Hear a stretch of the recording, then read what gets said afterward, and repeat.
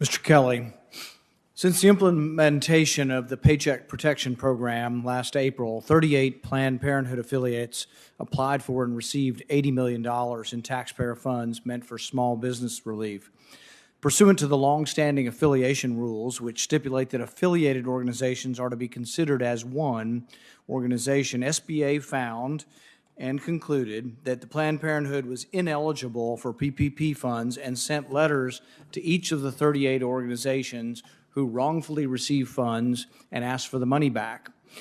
Despite nearly 2 months of waiting, the SBA provided updated PPP data to this committee only yesterday morning, just one day before this hearing.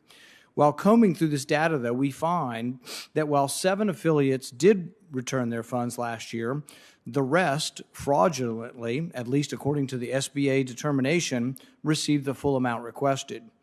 This includes 2 Planned Parenthood organizations who have recently received a second draw loan, each within the last month.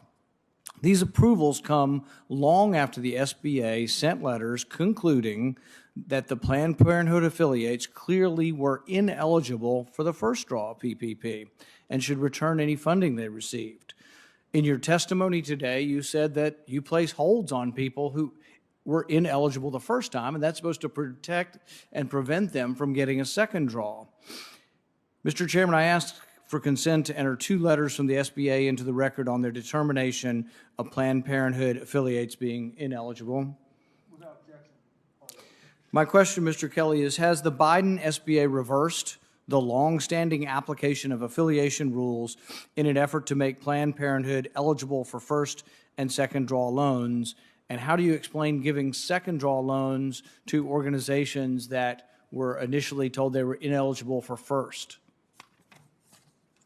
So the first answer is no to your first question. No, we are not changing any rules related to affiliation. And with respect to the issue on the 2 loans, I'll have to get back to you on the specific instances with your committee, because obviously with over 8 million loans in the PPP portfolio, there's a lot to consider. I will say in reference to any loans that are received a second draw, there was a hold population created in the fall of 2020 by the agency under the previous administration. Those hold codes do include affiliation designations. And so without knowing more about the particular instances of the individual loans, I can't really speak to that. But I can assure you that we are following the affiliation law and will do so.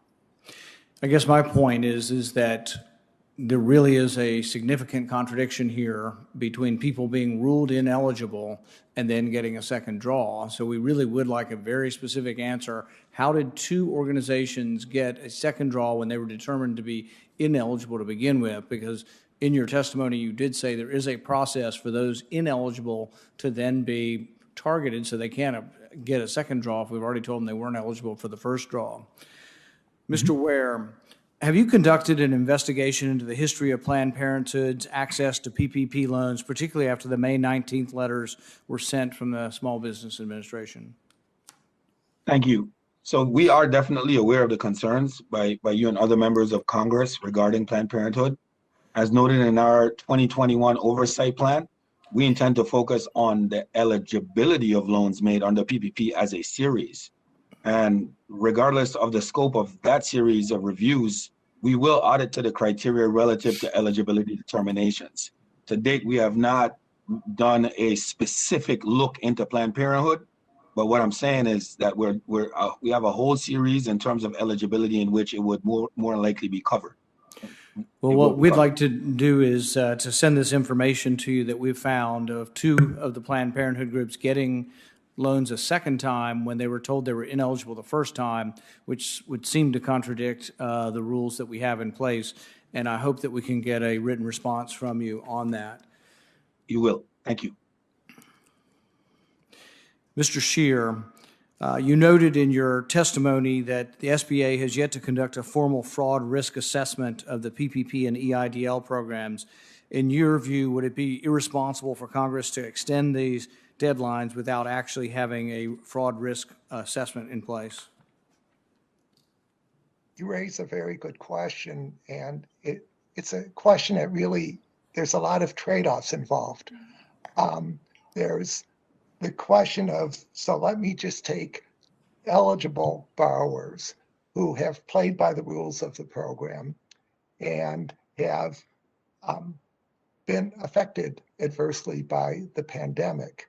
And the question for those borrowers, in cases where you could say we look for flags, like with data analytics, with other methods, we look for flags that could be flags for potential fraud.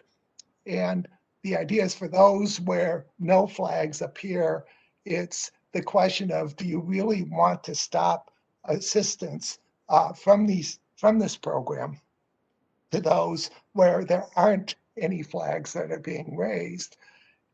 There's also categories of borrowers where there might be certain flags that are raised by SBA's contractors' automated system, where they might be issues where it could be as simple as a social security number or an employee identification number being off by a digit and raising a flag.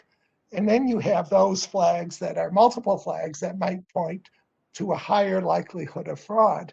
So there's trade-offs here, but the question there becomes one of stopping a program because the fraud risk framework and really an approach to fraud that tries to parse out and say, what, in a formal way, what is the risk of fraud in the program, and what are the biggest areas where there is that risk of fraud, and the agency coming to a determination of what its fraud appetite is in terms of just having a strategy for dealing with potential fraud.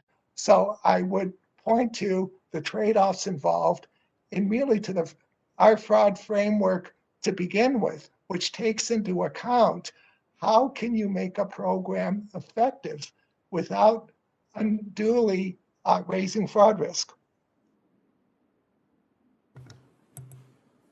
Senator Cantwell. Mr. Chairman, is Senator Shaheen next?